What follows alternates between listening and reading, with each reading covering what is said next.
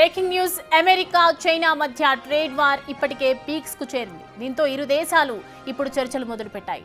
Geneva వేదికగా జరిగిన ఈ సమావేశాల్లో ట్రేడ్ డీల్ పై సానుకూల చర్చలు జరిగినట్టు తెలుస్తోంది.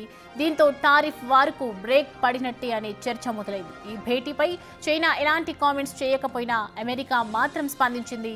చర్చలు సానుకూలంగా జరిగాయని, సమస్యలు పరిష్కారం అవుతాయని అమెరికా తెలిపింది.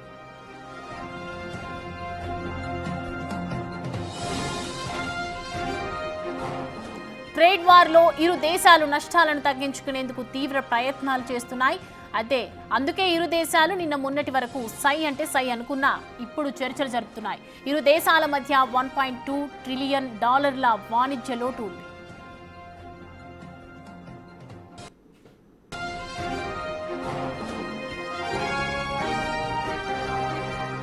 ఈ చర్చలపై అమెరికా అధ్యక్షుడు డొనాల్డ్ ట్రంప్ కూడా స్పందించారు. భేటీ బాగా జరిగిందని, కొన్ని విషయాలపై అంగీకారానికి వచ్చినట్లు తెలిపారు. దీంతో చర్చల్లో ముందడుగు పడినట్లయింది.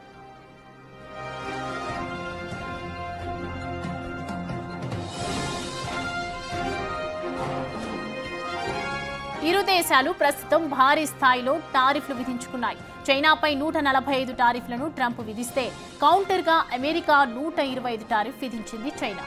దీనికి తోడు అరుదైన ఖనిజాల ఎగుమతిని నిలిపివేసింది. దీంతో ఇరు దేశాలు చర్చలకు వెళ్లక తప్పలేదు.